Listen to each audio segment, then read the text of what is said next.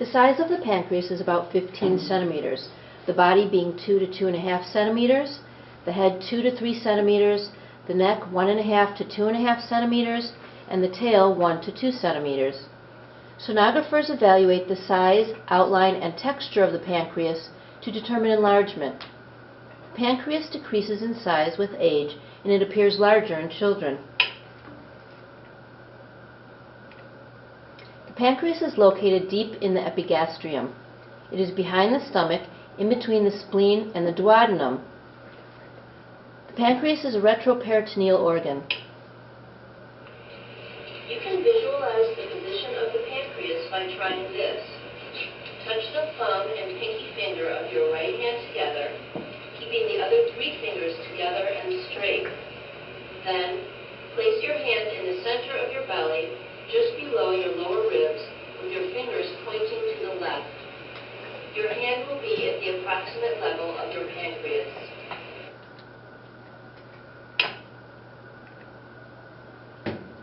The head of the pancreas is the most inferior portion. It is broad and flattened. It lies in the right extremity in the C-loop of the duodenum. The neck is often included as part of the body of the pancreas. It drains into the splenic vein and is anterior to the SMV. The body is the largest portion of the pancreas. It extends towards the left and superiorly across the aorta.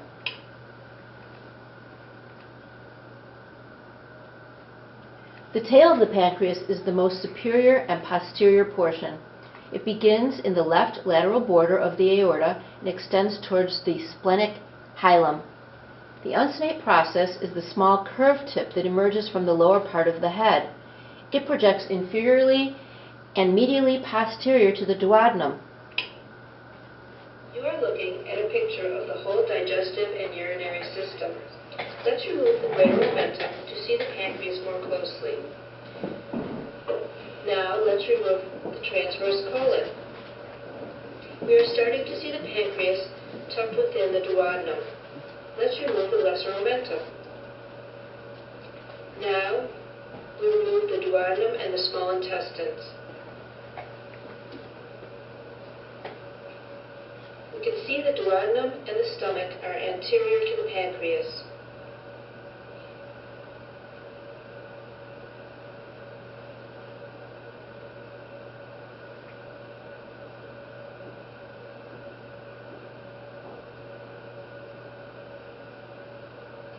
We can see the left lobe of the liver is superior to the pancreas. The superior portion of the left kidney lies posterior to the pancreas. The left adrenal is on top of the left kidney.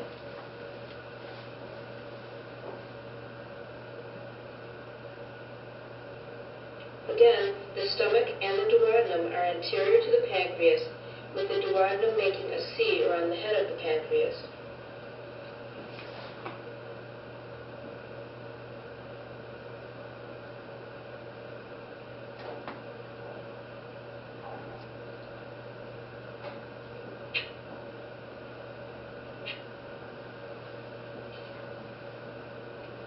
Let's rotate our model to see from a posterior vantage point.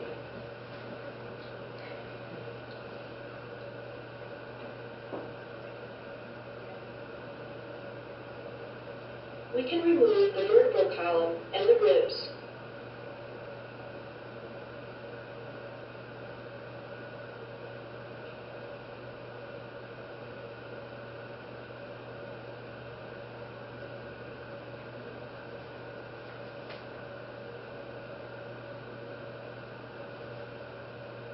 And add the spleen. Notice the spleen is just posterior to the end of the tail of the pancreas. It almost looks like the pancreas impales the spleen. The pancreas is tucked in behind the stomach and the duodenum curves around it.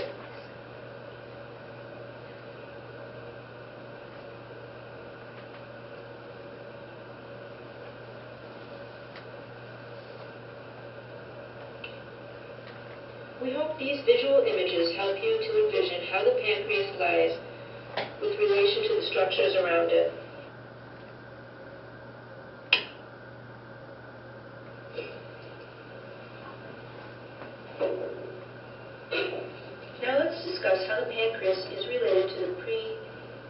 prevertebral vessels. We can see that it lies anterior to the prevertebral vessels.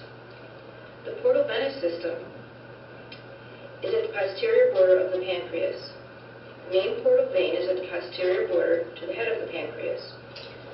It is here that the hepatic portal vein is fed by the splenic vein and the inferior and superior mesenteric veins. As you can see, the splenic vein lies along the posterior border and originates superiorly at the splenic hilum and terminates behind the head, behind the neck of the pancreas, where it joins the superior mesenteric vein to form the portal vein. The inferior mesenteric vein empties into the splenic vein.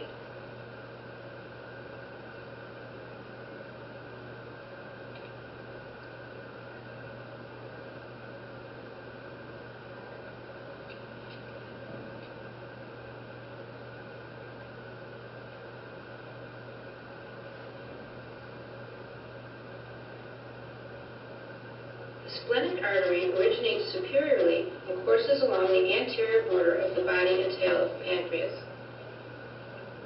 The celiac axis rises from the anterior abdominal aorta just below the diaphragm to serve as another superior border to the pancreas.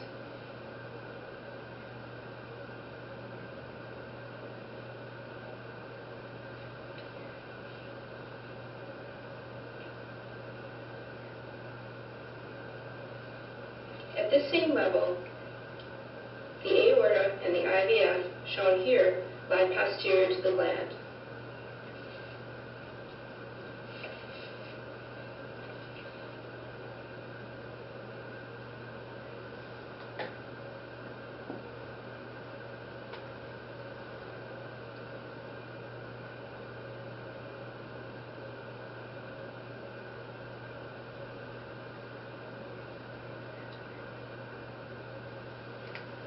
Notice the left renal Here's the vein. left renal vein.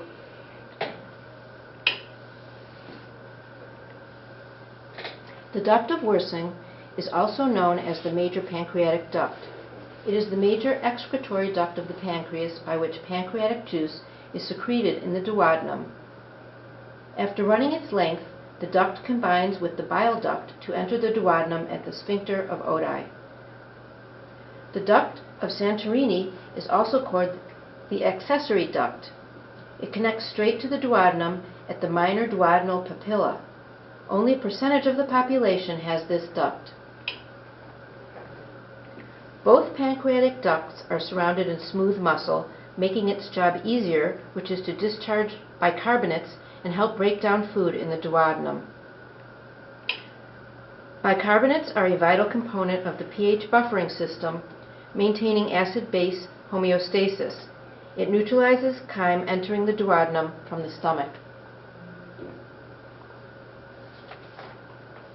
The pancreas is one of the few organs of the body that has both endocrine and exocrine functions. The part of the pancreas that is responsible for endocrine function is made up of cell clusters called the islets of Langerhans. These cell clusters consist of four main types: alpha, beta, delta, and PP cells. The alpha cells secrete glucagon, while the beta cells secrete insulin. These two hormones are essentially opposites.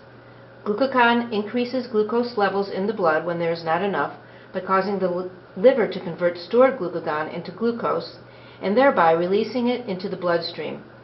Insulin decreases the amount of glucose in the blood by regulating carbohydrate and fat metabolism. Insulin causes the liver, muscle, and fat tissue to store glucose from the blood as glycogen in the liver. When insulin control in the pancreas fails, the body fails to break down glucose in the blood, and it causes the person to develop diabetes mellitus.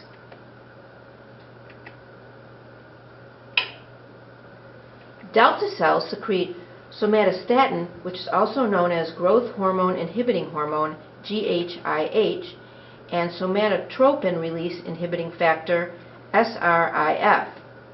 Somatostatin regulates and inhibits the release of alpha and beta cells in the pancreas.